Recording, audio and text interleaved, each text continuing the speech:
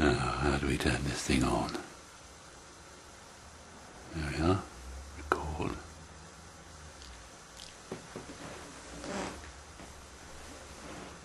Calling all Pellings, RD here. On videotape via YouTube. Sorry I'm speaking so quietly, but the old bag's on the warpath again. You might very well say what's new, but she's particularly spiky today. Talking of Spiky, that was the name of my Batman during the war. He came from a long line of Spikies, apparently. They came over to England from Belgium in the early 17th century on the boats with the Jewish immigrants and a great deal of Brussels sprouts, I imagine. And they became quite wealthy for a while and did very well. Then eventually fell on to HT, and by the early 1950s, his aunt, for example, was working as a prostitute in Sheffield. His cousin Arthur was selling Purple Hearts to the war widows of Sutton, and his parents were banged up in jail for starting some scam involving selling hedgehogs to Africa as footballs, all of which came to light at the kick-off of the first match of the Botswanan General Purpose First Football Division in Gabadini. Anyway, they found another ball, and it was all square in the end, as they say in Birmingham. Here she comes.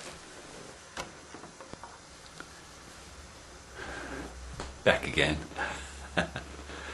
The old witch has gone off to her weekly computer class in the library, so we're all right for a few minutes and full volume. Now, where were we? Yeah, Spiky. Hedgehog story, hence his nickname. Not very imaginative, but neither was he. Anyway, here we are, face to face, as they say in Amsterdam.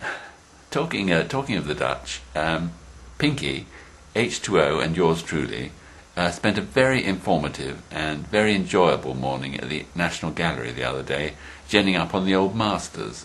Now, the whole thing was arranged by the local Lib Dems. I've never really liked the Lib Dems since that Jeremy Thorpe episode. Not the queer sex. We've all been to prep school, but it was the fact that they shot the bloody dog.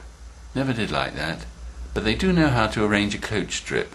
And it was a very, very good morning, and we had a superb lunch just round the corner in W1 afterwards. And did you know, there was one story, did you know that Rembrandt had 3 testicles?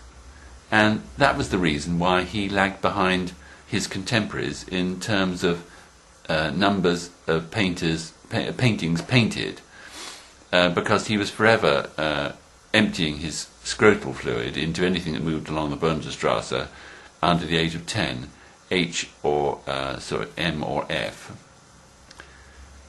It all came to a shuddering halt one day when the father of Miss Olga van Nistelrooy, no relation, planted the Dutch equivalent of a size 10 wide fitting into his middle stump at a speed of which FT would have been very proud. But he carried on painting for another 10 years or so, and but he never rode a bicycle again.